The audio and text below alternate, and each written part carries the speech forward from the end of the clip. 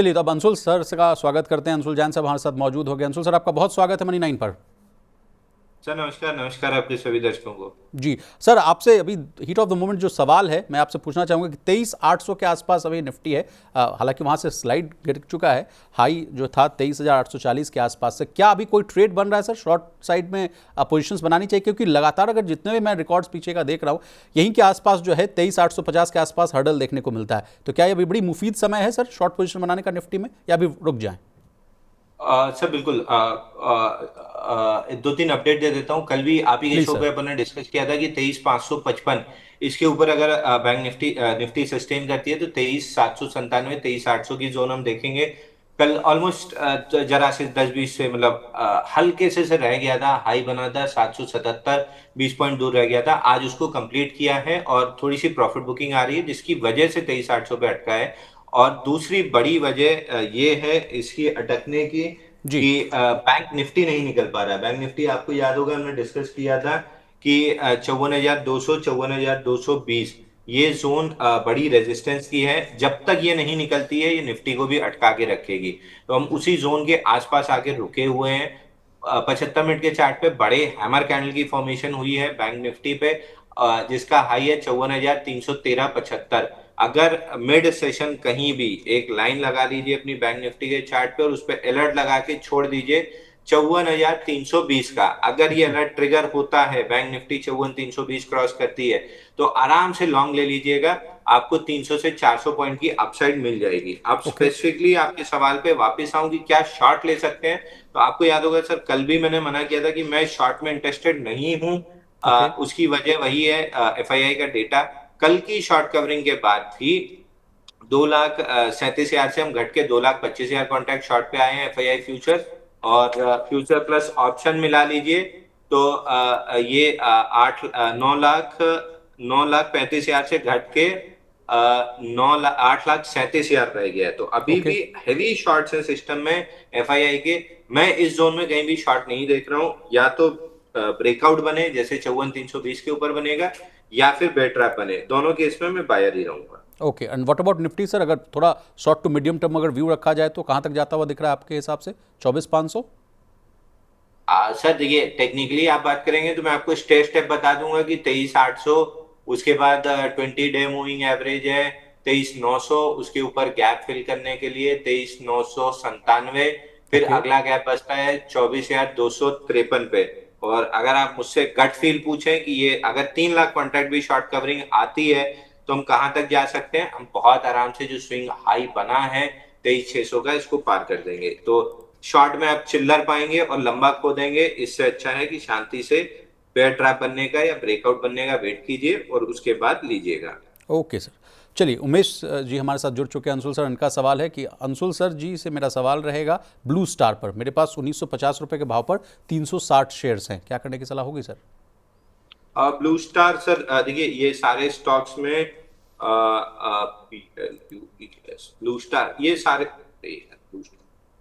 ये जितने भी स्टॉक्स हैं इनमें डाउनसाइड ज्यादा दिख रही है, अपसाइड कम दिख रही है। हालांकि एक बाउंस बैक अभी ब्लू स्टार में 1737 1750 की जोन तक आ सकता है, बट मेरे को बहुत अपसाइड नहीं दिख रही है क्योंकि हेवेल्स भी कमजोर लग रहा है। और दूसरा स्टॉक आपका हेवेल्स के अलावा एक और कौन सा है,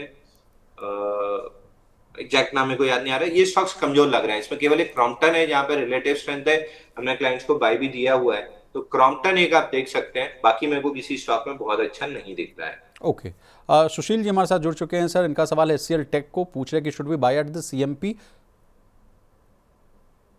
बाई कर सकते हैं सर एचसीएल टेक सीएमपी। अगर आपको एक बाउंस बैक प्ले करना है तो 1142 का डाउनसाइड टारगेट था, टेस्ट हो चुका है। तो एक प्रॉफिट बुकिंग में जिसने भी शॉर्ट लिया है उसके बाउंस बैक में आपको अपसाइड मिल सकती है 1199 तक की। बट मेरे को बहुत मतलब मैं आईटी में बायर बिल्कुल भी नहीं हूँ। बाउंस बैक के लिए आप प्ले करने जाएंगे, मेरे लेकिन को पता अंशुल है सर, स्टॉप कल लॉस कल निकल का जाएंगे अगर जो तो निफ्टी का मार्केट। टॉप लूजर्स का लिस्ट में देख रहा था तो तमाम स्टॉक्स जो थे वो निफ्टी के टॉप लूजर्स के लिस्ट में थे। आज निफ्टी आईटी इंडेक्स में देखिए 2% की तेजी है। तो क्या सर ये सिर्फ और सिर्फ बाउंस बैक है? सर एग्जैक्टली मैं यही कह रहा था कि ये बाउंस बैक आप प्ले करने की कोशिश करेंगे, मेरे को पता है आप स्टॉप लॉस नहीं लगाएंगे और बाद में फंस जाएंगे। तो इस ओके। बाउंस बैक को प्ले करने की जगह अवॉइड कर दीजिए, रिलेटिव स्ट्रेंथ वाले काउंटर्स प्ले कर लीजिए। आईटी में केवल एक बाउंस बैक है, अभी भी आईटी इंडेक्स में 26,184 तक की डाउनसाइड बची हुई है। तो बेमतलब में इस बाउंस बैक में उलझने की जगह शांति से कोई अच्छे काउंटर में जाके ट्रेड कर लीजिए। आईटी को इस समय छोड़ के रखिए। ओके, अगर आईटी को छोड़ें अंशुल सर, तो कौन से सेक्टर को अभी रखना चाहिए रडार पर? Metal sir, metal, clearly metal. या इंडिविजुअल काउंटर्स देख रहे हैं तो फिर इंडिविजुअल काउंटर्स देखिए। आरआर केबल देखिए 1600 से 2000 रुपए आ गया, या जी। बाकी क्रॉम्पटन 2 दिन में चल गया। तो या तो इंडिविजुअल काउंटर्स पे फोकस कीजिए या फिर मेटल काउंटर्स पे क्लियरली फोकस कीजिए। मेटल में अभी भी बहुत तेजी बची हुई है, तो मेटल काउंटर्स पे आपका फोकस होना चाहिए। सेल अपना ऑल टाइम हाई टेस्ट कर लिया, 8-10 हफ्ते की यहाँ पे कंसोलिडेशन हो सकती है, कम से कम 2 हफ्ते और ऊपर में 8-10 हफ्ते। बट मैं प्राइवेट सेक्टर पे फोकस करूंगा। टाटा स्टील 128 का 224 टारगेट आ गया है, अब मेरे को 275 दिख रहा है। जेएसडब्ल्यू स्टील मेरे को 1400 से 1700 रुपए दिख रहा है। ओके। वेदांता थोड़ा सा 19-20 हो सकता है, बट आपको हिंडाल्को में भी अच्छी तेजी है, वेदांता में भी है, टाटा स्टील में भी है। तो सॉरी, हिंडाल्को, जेएसडब्ल्यू स्टील और टाटा स्टील आउटराइट बाई है। वेदांता थोड़ा सा 19-20 डिप्स पे मिलता है तो बाई करके चलेंगे। ओके सर, चलिए अगला स्टॉक है सर अरविंद लिमिटेड। इसमें सवाल पूछा जा रहा है कि मैंने एंट्री 450 के भाव पे की है और टारगेट 498 कब तक आ सकता है? अरविंद आज बाई दिया ना। सर स्टैंडर्ड डिस्क्लेमर, आज हमारी टीम ने अरविंद बाई दिया हुआ है, तो अरविंद क्लाइंट्स के पास लॉन्ग हो सकता है। बट अरविंद में अगर आप देखेंगे तो एक कपनैडल पैटर्न का ब्रेकआउट बना है, और ब्रेकआउट बना था 7 मई को, और वॉल्यूम राइज था 2912%। उसके बाद से 3-6 दिन है इनसाइड बार का। प्रीएम्प्टिव ब्रेकआउट हमको दिख रहा है, तो प्रीएम्प्टिव ब्रेकआउट हमने बाई दिया हुआ है। ऊपर में एक 8 से 10% की अपसाइड आपको देखने के लिए मिल सकती है। तो अरविंद स्टैंडर्ड डिस्क्लेमर आज ही बाई दिया है। कितने बजे दिया भाई, एक बार टाइम बता। 10:45 पे बाई दिया हुआ है, तो क्लाइंट्स के ओके। पास लॉन्ग हो सकता है। ओके सर, सौरभ जी के सवाल पर आते हैं सर। इनका सवाल है आईओसी पर 145 रुपये का कॉल इन्होंने 5.5 रुपये पर ले रखा है और 140 का पुट इन्होंने 4 रुपये 16 पैसे के भाव पर ले रखा है। पूछ रहे हैं सर बहुत ज़्यादा लॉस हो रहा है, क्या करने की सलाह होगी? और आज सर सुबह तड़के खबर ये आई कि मोदी सरकार ने जो 4 साल के बाद जो है पेट्रोल और डीजल की कीमतों में 3 रुपये का इजाफा किया है, क्या करने की सलाह होगी सर आईओसी में? सर पहले मेरा प्रणाम रहेगा इन सज्जन को कि आपने एक तो कॉल पुट किया, दूसरा आपने उसमें किया जिसमें करना ही नहीं चाहिए, ऑप्शन बाइंग। ये सब ऑप्शन सेलिंग के काउंटर हैं जहां प्रीमियम खाया जाता है, और ऑप्शन बाइंग तो इनमें कतई नहीं की जाती, क्योंकि ये लोएस्ट बीटा काउंटर है मार्केट के। इनमें तो इन्वेस्टमेंट किया जाता है जहां डिविडेंड का पैसा एफडी में मिलता है और कैपिटल एप्रिसिएशन मिलती है। तो 100%, मतलब कोई स्ट्रेटेजी 100% नहीं होती, लेकिन ये 100% श्योर स्ट्रेटेजी है जहां पे आप अपना धीरे धीरे कैपिटल वाइप आउट कर लेंगे अगर लो बीटा काउंटर में ऑप्शन बाइंग कर रहे हैं। अभी क्या प्राइस है मेरे को नहीं पता, सामने ऑप्शंस की एग्जिट कर लेना चाहिए। बाकी ये काउंटर्स बेहतरीन जोन में है जहां पे आपको एक्यूमुलेशन करना है, धीरे धीरे करके एसआईपी मार दीजिए, धीरे धीरे अपने ऑल टाइम हाई पे चले जाएंगे, और डिविडेंड बराबर पैसा आपको, सॉरी एफडी बराबर पैसा डिविडेंड देते रहेंगे। एक आध साल डिविडेंड ऊपर नीचे हो सकता है क्योंकि अभी अंडर रिकवरी का काम चल रहा है। ओके। वो एक दिक्कत एक आध साल रहेगी, बट इवेंचुअली वापस से जैसे अंडर रिकवरी खत्म होगी डिविडेंड आपको फिर मिलेंगे। लेकिन अंशुल सर आपने एग्जिट की जो सलाह दी है, तो कोई दूसरा काउंटर या कोई दूसरा कॉल पुट का ऑप्शन अगर आपको सजेस्ट कर पाएं हमारे व्यूअर के लिए? सर देखिए, मेरा बस, मैं हमेशा मनी लाइन में पिछले 1-1.25 साल से कहते आ रहा हूँ कि मेरा बस चलता तो मैं इंटरनली भी फ्यूचर ऑप्शन देना बंद करवा देता। तो अब फाइनली मेरा बस चलना चालू हुआ है, तो इंटरनली भी हमने फ्यूचर ऑप्शन देना बंद कर दिया। हम डिलीवरी और स्विंग ट्रेडिंग पे ही फोकस करते हैं, क्योंकि आप पैसा देके, अगर मान लीजिए बहुत लोग स्टॉप लॉस नहीं लगाते, मैं आपको एक जी। एग्जांपल अभी देता हूँ। लोग स्टॉप लॉस नहीं लगाते, फंस गया, और अगर एफआईआई की होल्डिंग है या टर्न अराउंड काउंटर है या एक्सपेंशन स्टोरी है, आने 6 महीने बाद चल जाएगा। अदानी ग्रीन में लोग पेशेंस खोए, 4 महीना नहीं चला, लेकिन जिनके पास डिलीवरी थी, आज देखिए 980 रुपए, 940 रुपए का शेयर 1440 रुपए खड़ा है, यानी ऑलमोस्ट 40% ऊपर खड़ा है। यही आपने 4 महीने अगर ऑप्शंस खरीदा होता तो चारों महीने आपने अपनी कैपिटल खत्म कर ली होती।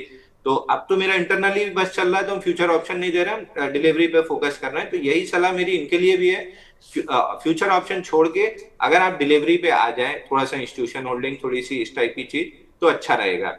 एग्जाम्पल मैं आपको देता हूँ, जैसे अभी हमने वो खरीदवाया था, केडी ग्रीन खरीदवाया था। जी। एक बार 80 से 90 गया, दूसरी बार 90 से 69 रुपीज आ गया। कल अपर सर्किट था, मैं बहुत सरप्राइज था कि क्यों नहीं सवाल आए। आज वापस से ऊपर चल रहा है, मैं वापस से सरप्राइज हूँ क्यों नहीं सवाल आए।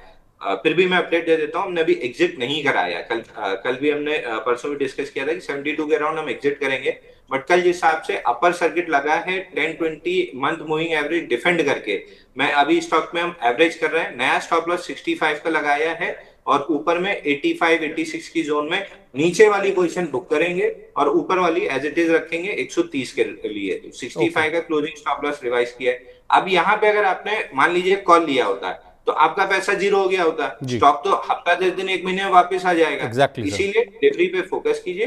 अभी तक नहीं लिया तो अभी भी ले सकते हैं, 65 का स्टॉप लॉस लगा। अंशुल सर, कोई एक दो और स्टॉक जो आप ऐसे रिकमेंड करना चाहेंगे जो हमारे व्यूवर्स को ऐसे मूड माहौल में सर पैसा मैं बना के दे? बिल्कुल रिकमेंड करना चाहूंगा Vishal mega mart, okay VMM। VMM में अभी ब्रेकआउट बन रहा है, सुबह भी हमने डिस्कस किया था। अभी तुरंत नहीं लेना है, 121 रुपए 20 पैसा इसके ऊपर टिक जाए। आज भी गया था, अटेम्प्ट किया था, लेकिन नीचे आ गया। वो भी थोड़ी सी निफ्टी बैंक निफ्टी में प्रॉफिट बुकिंग आ रही है जिसकी वजह से आ गया। तो कंडीशनल रहेगा, 121-20 के ऊपर टिक जाए तो आप बाई कर लीजिएगा। आपको 131 और 138 मिल जाएगा। दूसरा, अगर बैंक निफ्टी 54-320 जो लेवल हमने डिस्कस किया है, जी इसका ब्रेकआउट पहले ले ले तो इसको जो भाव हो ले लीजिएगा। बैंक निफ्टी के साथ मतलब मार्केट के साथ ये भी क्योंकि इक्वल वेट चल रहा है तो मार्केट के साथ ये भी चल जाएगा। तो या तो ये 121-20 के ऊपर टिक जाए तो बाय कर लीजिए, या 54-320 के ऊपर बैंक निफ्टी टिकना स्टार्ट हो तो वहां पे ले लीजिएगा। एक ये स्टॉक है। एक दूसरा स्टॉक जिसमें ब्रेकआउट आ रहा है जो अभी तक मैंने कहीं नहीं डिस्कस किया, जी टिप्स सर। म्यूजिक का है। Tips tips music music. अगर आप लगा सकें इसको, जी आप कर दीजिए 6 महीने का चार्ट करके लगा सकें।